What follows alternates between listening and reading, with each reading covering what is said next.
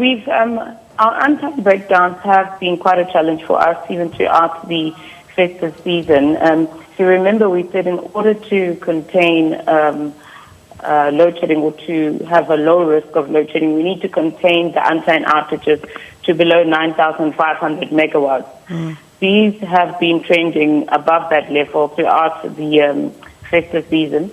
The benefit that we've had is that the demand in electricity had dropped over festive because a lot of the businesses and industries do close. Yesterday, from Friday, actually, we had the incident with the conveyor belt. That has since been fixed, so that is running, and the plant at Medupi is feeding power into the grid. But over that period, while this was out of action, we've had to use a lot of the emergency reserves, which is our pump storage schemes and our open cycle gas turbines, which use diesel to generate electricity. And we need to replenish those in order to make sure that we have adequate capacity to meet the demand from tomorrow when some of the businesses will be reopening. Yeah. One of the challenges, of course, and you said that the conveyor belt has been fixed, but there seems to be unending challenges when it comes to the Medupi power station. Can you maybe elaborate for us and our viewers, really, what are some of the challenges that are faced there at Medupi, maybe just in layman's terms, because every time there is some kind of an issue, we hear that something went wrong at Medupi, for example. I think the bigger issue really is around our fleet and our coal fleet in particular. And we have not been able to get them to be predictable. Our power station units are not operating optimally, and as we said previously, largely because we hadn't maintained them over a long period of time. So like you have a car, if you don't take it for service when it's meant to go for service, it's likely to not be very reliable, and over time it might even break down completely. So that's what we've been seeing at our power station units. So the bigger issue is around making sure that those power station units are well maintained, and we have a recovery plan in place to make sure that this is done. But the benefits of that we'll only see over 2 years. So until then, we're likely to continue seeing this constrained system and this vulnerable system that is unpredictable. Medupi itself does have challenges, as you point out. There are some defects at the power stations that we've spoken about previously as well. And part of the recovery plan is to deal with those defects. In this instance, I understand that it may be a design issue around the coal conveyor belt, which is also going to be addressed going forward.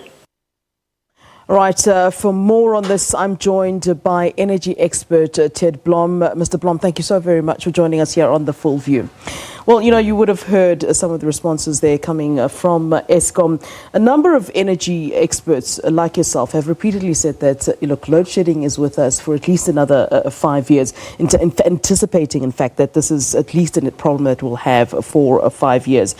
Could you kindly elaborate for us? Because there does seem to be some kind of denials from Eskom, or perhaps people that are simply in denial. Yeah, I think part of the problem at Eskom is that a lot of the people that are currently in leadership and spokesperson positions, unfortunately, don't have the legacy of Eskom at heart. They're new in the positions, or they aren't qualified to make the comments that they do, and the undertakings that they do. I'm on record as saying only a fool would try and forecast what the level of load shedding would be, or would give the guarantee that there'd be no load shedding going forward, because load shedding is determined by the status of the system, not by any promises or pledges by the president or the minister or the CEO of Eskom. And so anybody who makes those predictions or undertakings is actually living in a fool's paradise. So you're not surprised really to see us where we are right now? Absolutely not, because you've got to look at the underlying reasons. The underlying reason why Eskom is in this dire straits is because firstly, they're fueling the power station with incorrect fuel. It'll take them at least 5 years to sort out the fueling problem, because they have to open up new coal mines, as I had recommended to them in 2007. They undertook to open up 40 new mines. I suggested they needed 20. To date, they haven't opened up one single new mine. So they're running out of fuel, and they're feeding substandard fuel to the boilers. That leads to excessive boiler breakdown and wear and tear. Then they haven't done maintenance properly since 2010 because they thought they're going to be saved by the new power stations, which are themselves now also defective and 10 times more than the world average in terms of cost. So you've really got a calamitous situation in that they deliberately ran the old stations into the ground. Now suddenly they want to rely on those old stations, but those old stations need full refurbishment. Why would they deliberately do so? They thought they were going to be saved by the new power stations. It's like if you're going to sell your car in the next year or two, you will start skimping on the maintenance of the car, maybe not upgrade the tires and stuff. That's what they've done. But they've had to run them much harder because Medupi and Kusile are years late, and Ngula were years late, and are defective themselves. They're not delivering on the promise when they were on the drawing boards. Kusile is delivering at 20% of promise. Medupi is delivering on good days at 60% of promise. So there's a massive shortfall. Now they're running back to the old stations to make up for the shortfall. But the old stations are in a derelict situation. Half of them they've been taken offline, they haven't got parts to fix the things up, and they haven't serviced them, and they haven't refurbished them. And normal power station maintenance would require that you do a mid-life refurbishment. In other words, you take out all the wear and tear parts and put them in new ones, and then you've got virtually a new power station good for another 25 to 30 years. Eskom hasn't done it. Now it's got the quandary, it's got spending money on the new stations to try and fix them up. It's having to spend exorbitant amounts of money on coal, which it hasn't got. Thirdly, it's spending exorbitant amounts on breakdowns, which it hadn't planned for. And fourthly, it hasn't got the money. I want to talk about what I'm going to call the misinformation to the public. I'm shying away from using the word lie. 1 minute we're told that there's no more load shedding, as you've mentioned. Then without warning, we're brought back into that situation. Is the public really being given a sort of full picture or full information as to what the problems at Eskom actually are? I mean, 1 minute, you'll remember, we were told that there was some kind of sabotage. The next minute, we were told there was wet coal. Then there were problems at Medupi with the conveyor belt failure. I mean, it's one story to the next. Is the public really being sort of brought into the confidence of the people that are in charge at Eskom, or is it we'll pick one story today? I mean, it's not as if we can argue because we aren't the experts on this. Okay, so I think Eskom will be the first, and I think the minister has made that admission, that there's been a dire shortfall in Eskom's quality and level of communication. That's the first thing. The second thing is they've done nothing to fix it up. Yeah. It's still continuing to this day by having these false undertakings to the public. They seem to think that they can fool the public. At the end of the day, the public isn't fooled by a dark reality that they face. I mean, we're about to start our new year working week tomorrow. And in a week's time, most of the people will be back at work. I am on record. In December, I said that we would have load shedding in December. Why? Because they're running the system too hard. It's reckless the way that the system was being run. Yeah. And with the first trip, we had a fallover of the grid. Again, I'm on record as saying, as from the 13th of January, I'm expecting massive load shedding. Why? Because they haven't managed to fix up everything that they were supposed to fix up.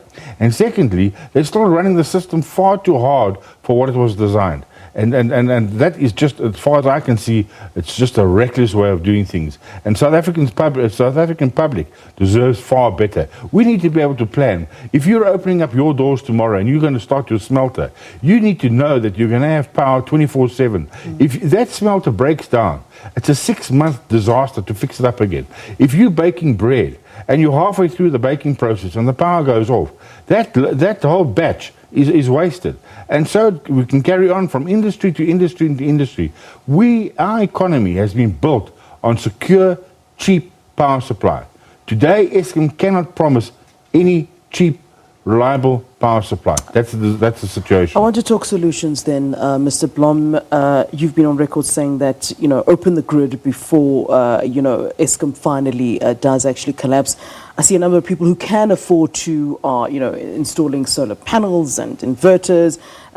Some people saying that, they've had to sort of stop relying on Eskom. Is that the future? What is actually the sustainable solution from where you sit? Okay, so I think that's a different answer for different category people. Yeah. If you're a household and you're a small user, I would suggest you start thinking about getting off the grid. Nobody must panic, because if you're going into panic mode, you'll start making foolish purchases decisions. Yeah. So you need to start just aligning your mind and saying, well, this is what I think I plan to do, and start investigating the alternatives, because there are unfortunately a lot of fly-by-nights. I mean, I've been told that there's people in Pretoria trading under my name. I mean, can you believe it? And ripping people off. So people need to be very cautious about that. Do your homework, don't panic, and there's new technology around the corner. I hope to be in this position within 6 months to announce new DIY home technology that will make life a lot easier for most homeowners. As far as businesses are concerned, obviously they consume vast amounts of energy. They're far more energy intensive, and they will need to find other solutions. But as I said, let's open up the grid and let everybody find the solution that will promote the South African economy and get back to work. The 3 million people that has cost us in jobs over the last 10 years because of mismanagement and malfeasance and corruption at Eskom. All right, Mr. Ted Blom, thank you so very much for giving us your time. I appreciate that indeed. Energy expert, Mr. Ted Blom, talking to us, of course, about the load shedding that we're back at this time.